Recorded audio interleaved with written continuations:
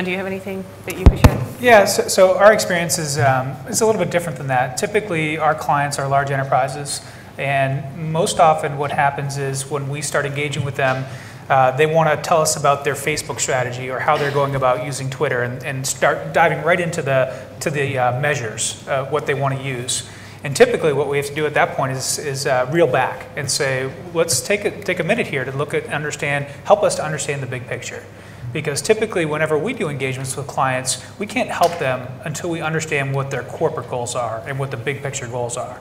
So oftentimes for us, that means navigating our way through the organization to talk to somebody that's at the VP or director VP or hopefully even the executive level to understand from them what it is that they want to get out of this. And that's the hardest thing, because they don't know the answer to those questions. You really have to pull it out of them. You have to pull out of them why they want to be on Facebook. And oftentimes what we find is that Facebook isn't the best channel. It may be the biggest, but it's not always the best channel for every organization. So it's understanding where your audience is and then how to reach out to them in that way. But rather than starting with the base metrics, we start from the top level and then try to work down from there to make sure that it does make sense. And for us, it's always been, our methodology too is new, so we're still adapting it and working it, and we get challenged a lot, which is great, and which is something I love because it continues to make me think more about how this needs to evolve and how this needs to, how this needs to take shape within different types of organizations. So the strategies for each one of the different channels, I typically put channels last when I think about how to measure social media, because ultimately the channels probably will change. They're probably not going to be the same channels today that they are a year from now. So thinking about the strategic approach, what is it that you want to accomplish? How do you want to reach out to your customers? Are you focused on branding? Are you focused on conversions? What is it that you want to do? Really, that's where we take our engagements and where we work from. Cool. One of the things that at least I see that we focus a lot on when we start talking about metrics and results is the emphasis on ROI. ROI, ROI, ROI. And yesterday, Olivier Blanchard, who is also at The Brand Builder, sent out a tweet that I thought was really interesting, and I'm paraphrasing, but he says something along the lines of, some things don't need to be redefined. ROI is return on investment, is ROI, strategy is strategy. It's not just semantics. Some things just need to stay within their definitions. And a lot of people, especially in the social media measurement sphere, will redefine ROI specifically as return on interest, return on ignoring, return on you make it up, it begins with an I. What do you guys think about that? Yay, nay, hate it, love it? Tim doesn't like it apparently. But, I guess I'm of the opinion that the world is pretty confusing as it exists right now, and to confuse it more by making up your own acronyms or changing established acronyms to something else is challenging. But, and I don't always think that ROI needs to come from social media is part of the other problem here. Sometimes it might be a branding exercise, and there isn't tangible ROI. Many of us in the web analytics world talk a lot about attribution, and if you want to try to attribute something back to a tweet, did that ultimately drive sales for you? It's really hard to do. It's very challenging. So not everything always leads back to that return. So for me, I would agree that I don't think that changing the acronyms is good. I try to stick with conventions and keep things simplistic. And again, like I said earlier, I take a pragmatic approach to doing this. These are business rules. It's not the newest. While social media may be new, you can apply a lot of old practices to it. Seth? Yeah, I mean, I think that I would say nay on the sort of redefining what ROI means. I mean, for me, and I think it makes sense to consider ROI to literally mean return on investment, and that means a financial value. So I do think, if your company is spending, 3 salaries for people to monitor and respond on Twitter full time, I mean, you should look at your web analytics and actually see what kind of sales are coming through Twitter. Otherwise, I mean, it's hard to justify that financial spend. I mean, for me, that's what ROI means. And that's not necessarily the only metric to use, obviously. I mean, having, doesn't measure, I mean, measures like that, or web analytics can't really get at, other financial valuations like long-term customer equity. Or stock valuation and things like that. So there's certainly there are other sort of even financial metrics that you can use. So. Seth, one of your pet peeves I know is sentiment accuracy. And tell us why it's a pet peeve and what we should be focusing on instead, or if we just need to reframe our perspective.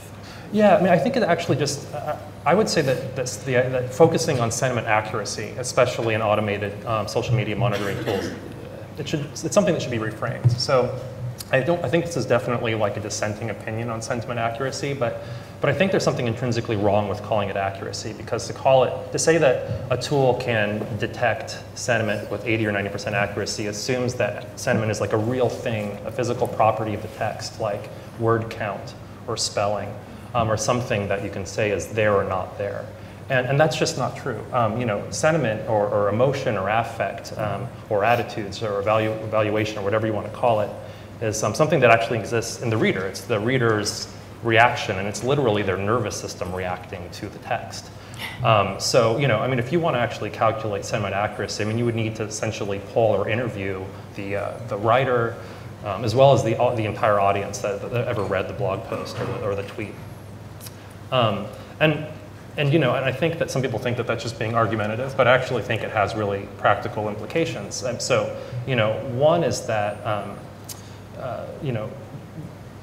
I guess the first is that people are actually talking about reliability and not accuracy when they're talking about accuracy. So it's the degree to which an algorithm actually matches up with a human reader's judgment of whether the post is positive or negative or not. But I think even that sort of is missing the point, because ultimately, every reader is going to have a different reaction to text.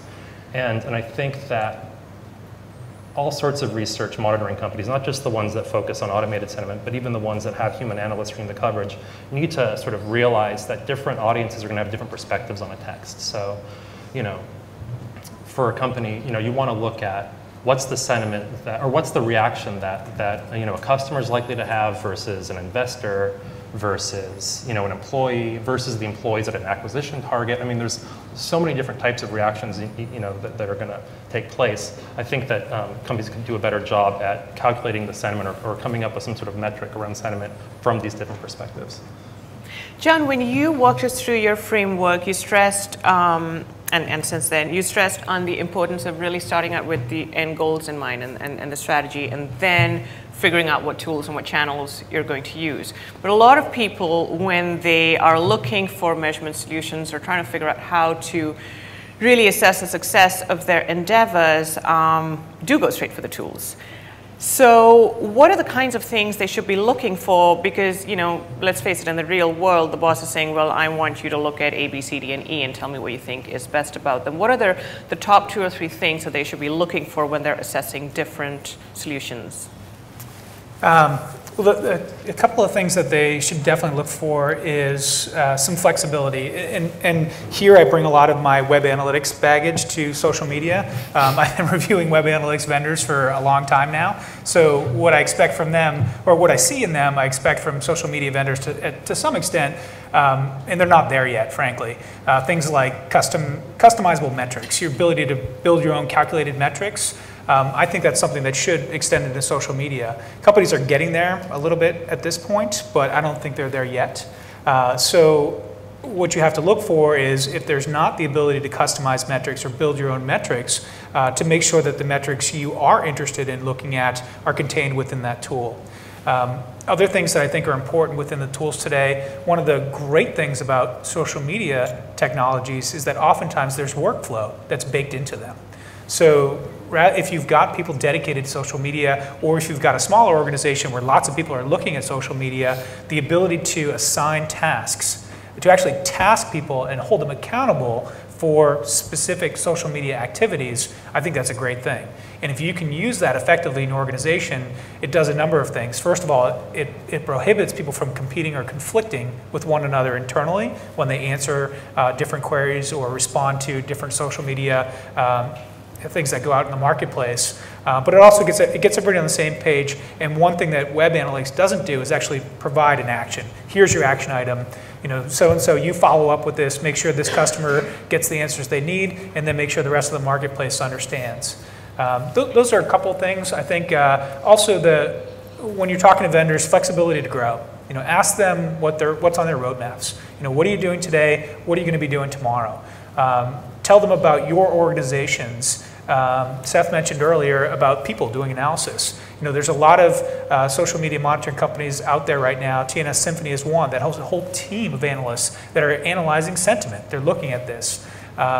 There's many companies that are helping.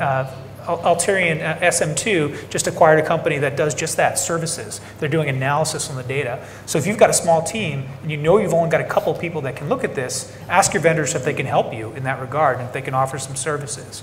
But asking them what's on their roadmap and how that maps to what you know about your organizations is also very important. Seth, anything to add? Yeah, I mean, I would, certainly recommend actually getting a real demo, not just what they have out of the box. Because I mean, I think you can, certainly think that there's only going to be a small time commitment on your part to clean up the data and actually drive analysis. But usually, I would say the best vendors, like Symphony, for example, have human analysts that are working with the data, cleaning it up. I would say a lot of the sort of more, the less costly social media monitoring platforms like Radian6, although actually great with producing a lot of metrics, have a lot of junk in the data. So I mean, sort of factor in some time. there are spam blogs. Like almost every blogspot post you're going to get through Radian6 is going to be spam. Who's tweeting that? There's junk in the data. Yeah, I mean, there's a ton of junk, and so you actually need, not just analysts to code sentiment, but actually to identify the posts that you think are going to be, the posts written by humans, the posts that are actually driving, the conversation. So, factor that time in, I'd say. How many people here are already working and have a budget for their metrics? And how many people have what they think is a decent sized budget out of the people who have a budget? Okay, so that's another problem, is that we know that we need to do the metrics, but we're either fighting to justify metrics, which is kind of bizarre in itself if you think about it, or we're fighting for more dollars if we have a very small budget. So for folks in that situation who are thinking about jumping into it, what do they do? How can they start off with nothing? I would say a lot of the work that we do tends to be for larger organizations with very large budgets, because it involves a lot of work to identify social media conversations and somehow connect them to business outcomes.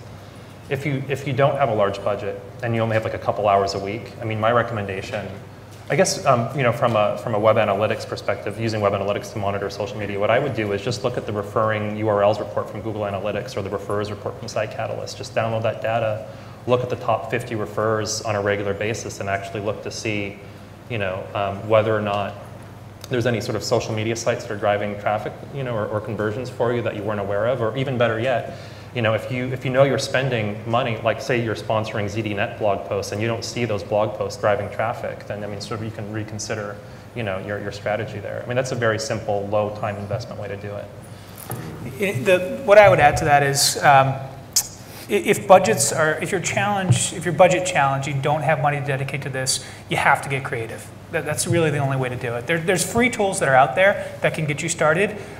There's also lots of creative tactics that you could take.